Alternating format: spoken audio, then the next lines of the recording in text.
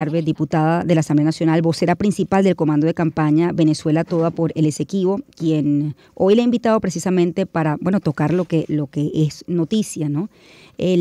Digamos que parte de la intención que tenemos en este espacio es también educar, ¿no? Que el venezolano se sienta con los argumentos y tenga los argumentos y la información para que realmente sienta que el Esequibo es suyo, ¿no? Creo que hay mucho trabajo por hacer con respecto al argumento histórico, ¿no? Y por allí quiero comenzar. Buenos días y bienvenida, diputada. Gracias, Shirley, por la invitación a este espacio. Igualmente saludar a todo el pueblo de Venezuela que nos escucha y que además, como tú lo decías, quienes sentimos un profundo amor por nuestro país, por su identidad, por lo que significa nuestra historia, reivindicamos el hecho de que el Esequibo es nuestro. Y yo creo que hemos encontrado en la calle, además, desde que inició esta campaña el 6 de noviembre, una receptividad profunda y sobre todo ha florecido unos sentimientos de unidad nacional. Es decir, mucha gente que era impensable ver junta en un camino, sentarse juntas, ponerse de acuerdo.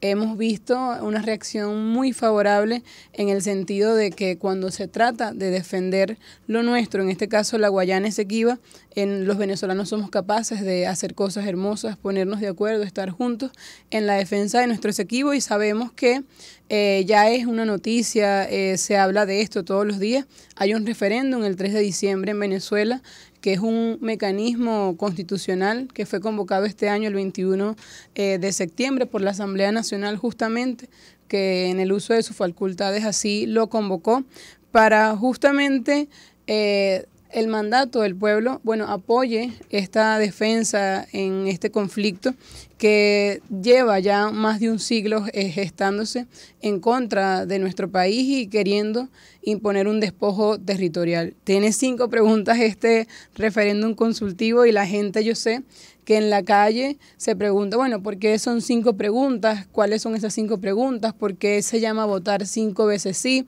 Hay por otro lado quienes quieren reducir el tema del Esequibo a un tema únicamente del gobierno o del partido de gobierno, cosa que es incorrecta porque es un tema de trascendencia nacional que le corresponde al Estado y que otras generaciones de venezolanos ya lo han defendido en diferentes espacios. Hoy está, por ejemplo, la vicepresidenta del país en La Haya, porque Guyana presentó ayer en una comparecencia para pedirle a Venezuela ante la Corte unas medidas de que se suspenda un referéndum revocatorio, un referéndum consultivo aquí en Venezuela. Y en ese sentido, nosotros estamos, yo digo, ofendidos en el sentido de que ¿qué les molesta a los guyaneses pagados además por la ExxonMobil de este referéndum consultivo? Pero además porque un país siente que tiene derecho a inmiscuirse en los asuntos internos de Venezuela. Nosotros tenemos un conflicto entre ambos países por una delimitación territorial, pero la Constitución de Venezuela de 1999, que establece el referéndum popular en su artículo 71, es un ejercicio de soberanía del pueblo venezolano. Ningún gobierno ni la Corte Internacional de Justicia tiene jurisdicción ni el derecho de pedirle a Venezuela que suspenda un proceso popular y de soberanía.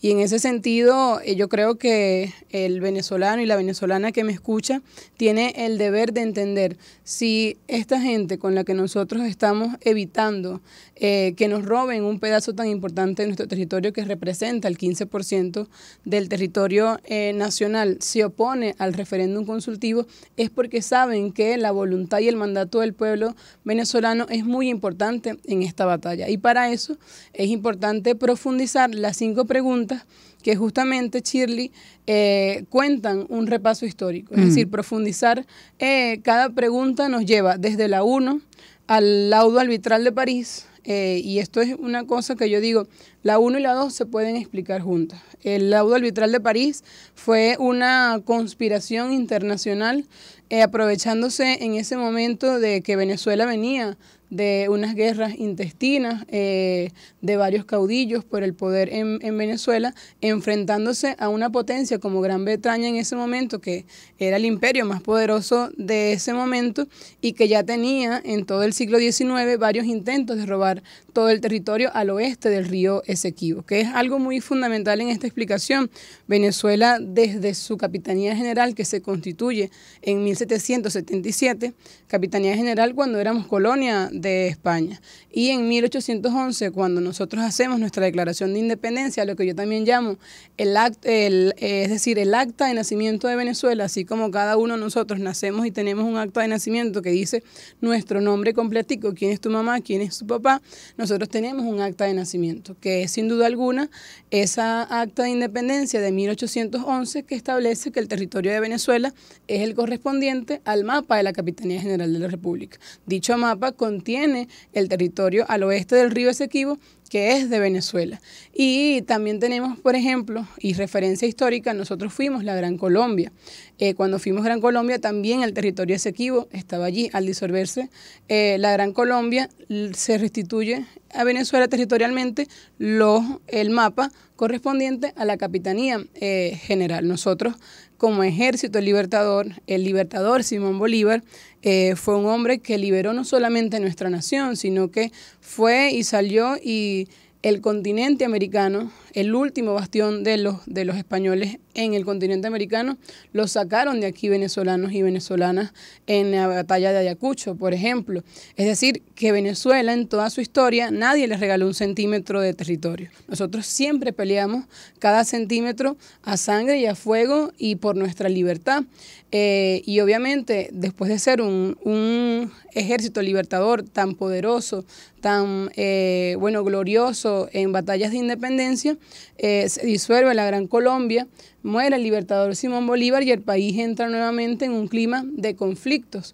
Gran Bretaña, que en ese momento, como te decía, era una potencia imperial y al final yo creo que esta es una historia que ni siquiera empieza, sino también con el saqueo y el genocidio cometido por las potencias europeas cuando colonizan el continente, cuando hacen lo que nosotros llamamos el mayor genocidio que se le pudo haber hecho a un grupo humano, que fue cuando los europeos pisaron el suelo de Abya Yala, que era el nombre que tenían nuestros pueblos originarios a lo que hoy conocemos como América. Y bueno, estas potencias europeas siempre han tenido una soberbia, y eso hay que decirlo. Ellos siempre se han sentido superiores a los que vivimos de este lado del charco, hasta el punto de decir que ellos nos descubrieron como si aquí no hubiese gente antes de que ellos llegaran. Y esa soberbia imperial obviamente se ve ofendida cuando existe un hombre como Simón Bolívar, que es capaz de botarlos, ¿no?, de correrlos de este continente y además expresar, nosotros los venezolanos hemos puesto la mitad de nuestra población en favor de correr de aquí a cualquier imperio que pretenda dominarnos. Y seríamos capaces de colocar la otra mitad, si es necesario, para seguir liberando el continente. Esa es una conducta del pueblo venezolano. Y en ese sentido, el ego, la arrogancia, la prepotencia de las potencias no aceptaban. Y yo me imagino que en ese contexto, Venezuela libre y además liberando otros espacios, había que quitarle algo, había que robarle algo. No podemos dejar que esta gente se quede con todo lo que ellos suponen o creen que les pertenece. Y amañan todo esto del laudo arbitral de París, en el que ni siquiera Venezuela tuvo una defensa como venezolano. Fueron dos gringos en la defensa de Venezuela a esta corte en París, y en este sentido se fraguó el primer fraude a Venezuela. Se presentaron mapas falsos, se presentaron pruebas falsas, que si no es hasta el siglo posterior, cuando uno de los abogados de la defensa de Venezuela, un estadounidense, que en su memorándum, Presbot, dice, ahí le confiesa al mundo de que el laudo arbitral de París es un fraude montado, que es una triquiñuela, que es una trampa montada contra Venezuela, es cuando reacciona también en Venezuela el sentimiento de no dejarnos robar algo que nos pertenece, y eso nos da paso al Acuerdo de Ginebra del año 1966, poniendo también como referencia que, a diferencia de nosotros, la República de Guyana, cuando este conflicto empezó, no existía como república. Ellos eran una colonia británica. 4 años antes de que se firme el Acuerdo de Ginebra, Gran Bretaña concede, porque no fue que lucharon su independencia, le concedieron una independencia, le concede la independencia para justamente instrumentalizarlo para robarle o para concretar un robo que ellos venían ya fraguando hace 60 años por lo menos en contra de Venezuela y robándose el territorio Esequibo. Pero como uno sabe que esto es un tema que quizás la gente dice, bueno, son términos complicados, el Acuerdo de Ginebra, el laudo arbitral, yo coloco un ejemplo porque mucha gente ve fútbol, incluso hoy hay una esperanza muy grande de nosotros los venezolanos y las venezolanas con la Vinotinto porque le hicimos una goleada a Chile. Hace unos años el fútbol, por ejemplo, ha comenzado a implementar una técnica que se llama el VAR. El VAR es un mecanismo técnico que puede delimitar si un gol o hay una posición adelantada en el tema de un gol. El laudo arbitral de París fue una jugada adelantada que quiso ser un gol para Venezuela. Y el Acuerdo de Ginebra es una anulación de un gol. Es decir, el Acuerdo de Ginebra establece en su primer artículo que el laudo arbitral de París está viciado de nulidad y que queda automáticamente nulo y que ambas partes entonces del conflicto deben buscar de manera dialogada unas medidas prácticas y amistosas para resolver el conflicto. Y así, bueno, ha venido siendo por varios periodos de tiempo e incluso, bueno, hasta el año 2014 Guyana tuvo un buen oficiante ante el conflicto, sus representantes, pero aquí hay algo que cambia toda la historia. Eso te iba a preguntar, ¿qué cambió? Si de alguna manera se estaba buscando un acuerdo mediante los diálogos, ¿qué cambió? ¿Qué cambia? Entonces, ya aquí salto para la pregunta número 3. ¿Está usted de acuerdo con la posición histórica de Venezuela de no reconocer la Corte Internacional de Justicia? Venezuela, al igual que más de 70 países, no reconoce la jurisdicción automática de la Corte en este conflicto. Pero además, el Acuerdo de Ginebra establece que ambas partes deben acordar a través de cuál mecanismo van a resolver este problema. En Guyana muere el buen oficiante en el año 2014 y en el 2015, casualmente, la ExxonMobil descubre que en el Esequibo hay petróleo, que en el Esequibo hay una gran cantidad de minerales que además pertenecen, y hay que decirlo, a las futuras generaciones de venezolanos y venezolanas, y comienzan a financiar desde ese entonces y en los últimos 8 años a todos y cada uno de los gobiernos, e incluso la defensa de Guyana, quien en el 2018 introduce en la Corte el caso.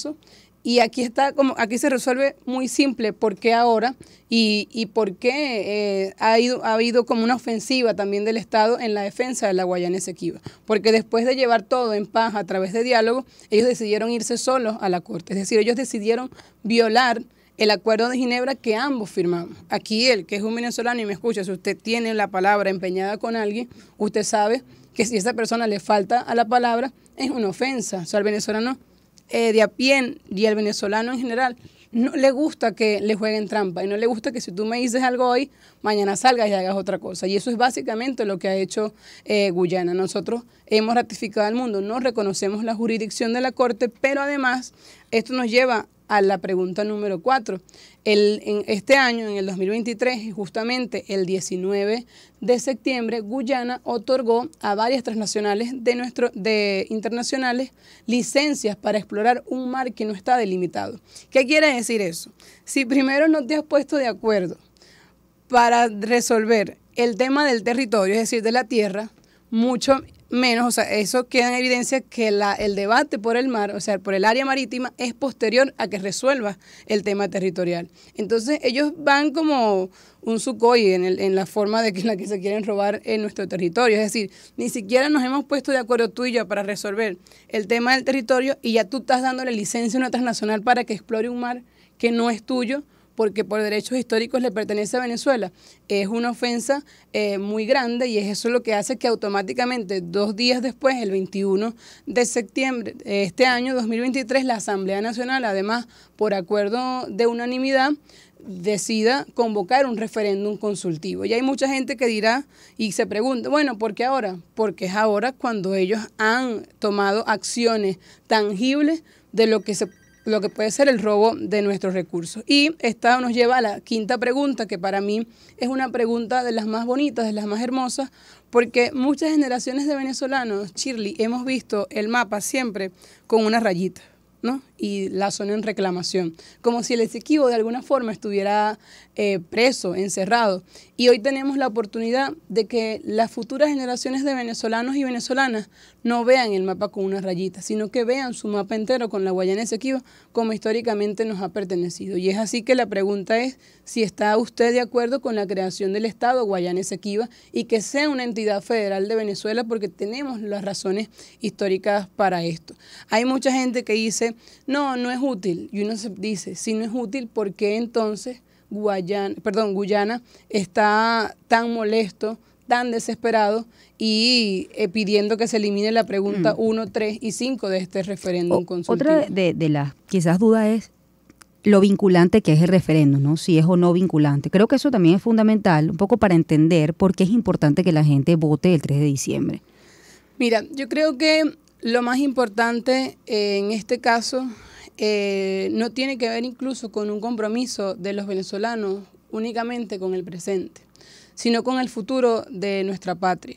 El esfuerzo que haga cada uno primero por estudiar el tema, que sabemos que no es un tema fácil, pero hay una comprensión general de que el Esequibo es nuestro. Eso es fundamental, estar informado. La soberanía de Venezuela, en el artículo 5 de nuestra Constitución, establece que la soberanía reside intransferiblemente en el pueblo, quien la ejerce a través del voto.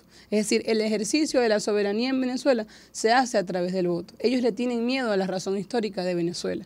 Ellos le temen a que un pueblo salga masivamente a apoyar que el Esequibo es de Venezuela. Y yo, por ejemplo, conversaba en estos días con una madre en la calle, porque yo creo que la responsabilidad de ser vocera es una responsabilidad de escuchar, más que de lo que podamos decir, es recoger el sentimiento de la gente y tratar de ser un puente amoroso para comprender las razones y despertar esa voluntad que existe en cada venezolano de defender lo suyo, porque es imposible que a alguien que le ofendan a su mamá no diga algo, no haga algo y no salga al frente de la defensa.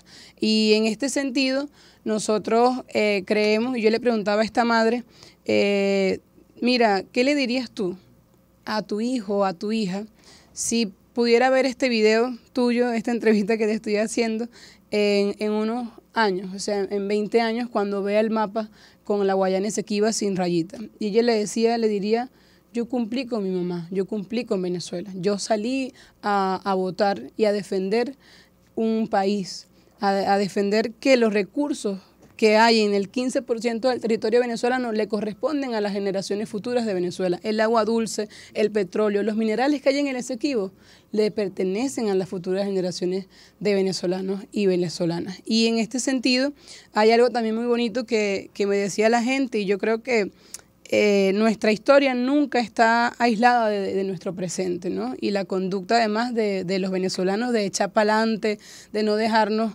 nunca, de quienes se creen mejores que nosotros, demostrarle que con nuestra alegría, con nuestro flow, con nuestra forma de ser, demostramos que somos un gran país y que tenemos mucho amor por nuestra identidad, y es la octava estrella de la bandera. Y yo decía, la octava estrella de la bandera de Venezuela es una estrella profética, porque es como si Bolívar, cuando la proclama, sabía que en algún momento había que defenderla, porque la octava estrella es la octava de Guayana, que incluye el territorio del Esequibo.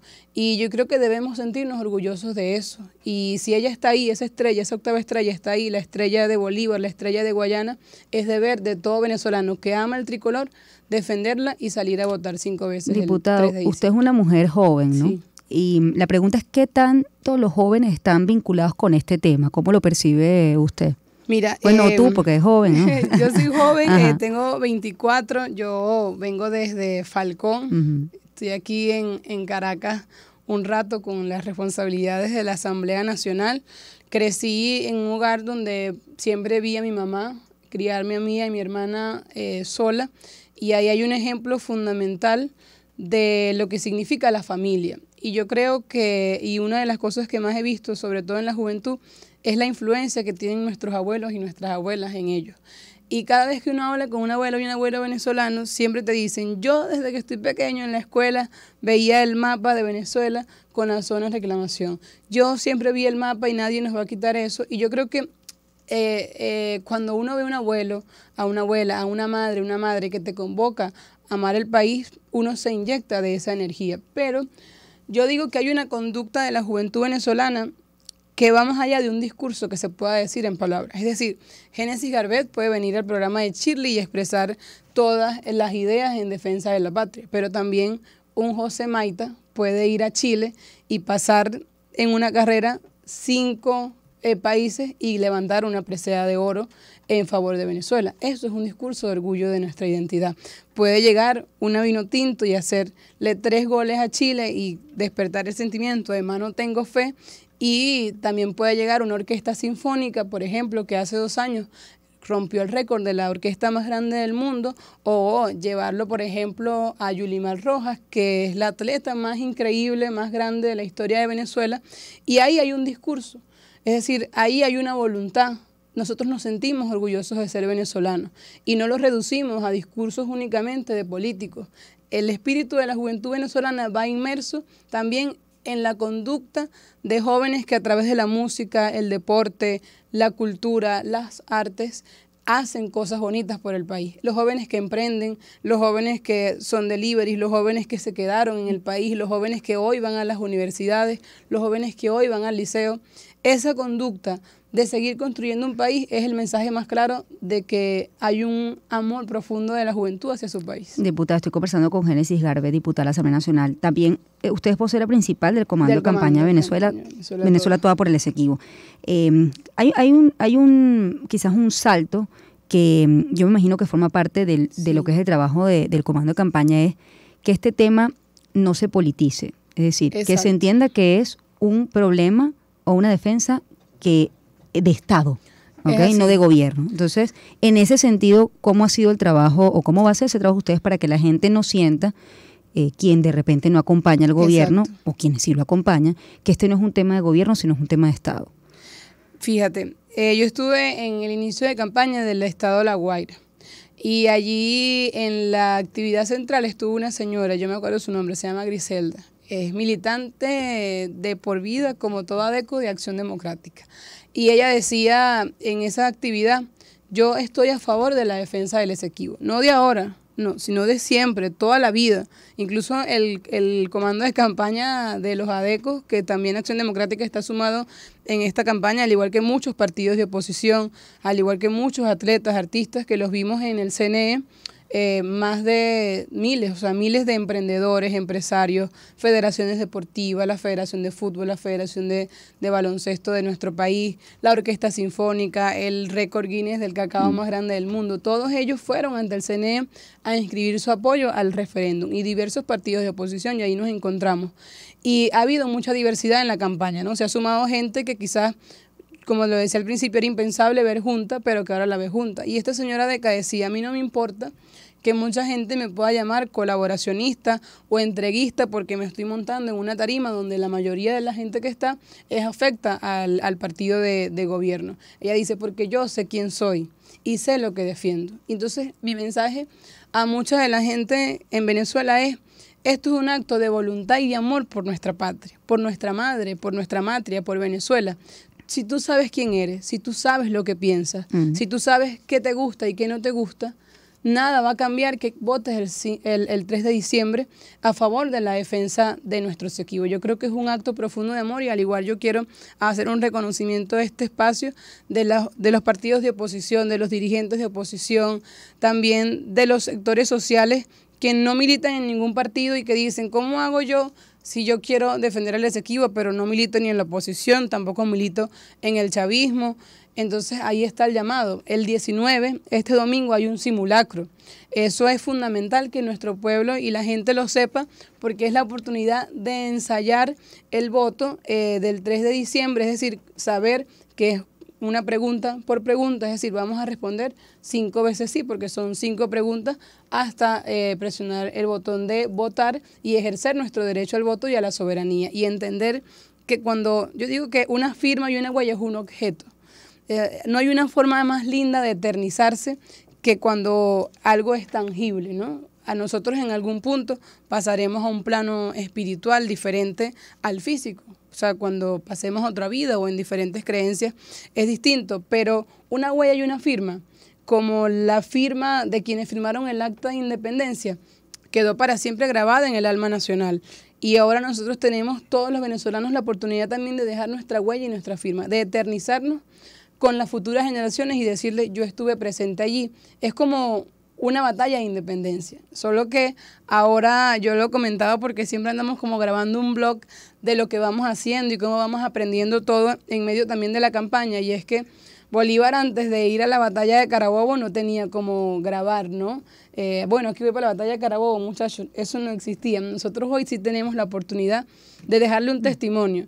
Yo quiero que cuando tenga hijos, si Dios quiere, o hijas, una familia, poder mostrarles lo que yo hice en un mes por defender la Guayana Esequiba. Yo creo que es el mayor legado que uno puede dejarle a quien ama. Gracias, diputada, por haber venido aquí al espacio y explicar parte, para que creo que la información, lo dijimos al principio, es fundamental que la gente sienta suyo el Esequibo. Eso es muy importante. Así y eso es. Solo se logra si se conoce la historia y los argumentos que tiene Venezuela para hacerlo. Gracias, diputada Génesis Garbet, diputada de la Asamblea Nacional, vocera principal del Comando de Campaña Venezuela Toda por el Esequibo. Vamos a hacer una pausa, ya volvemos.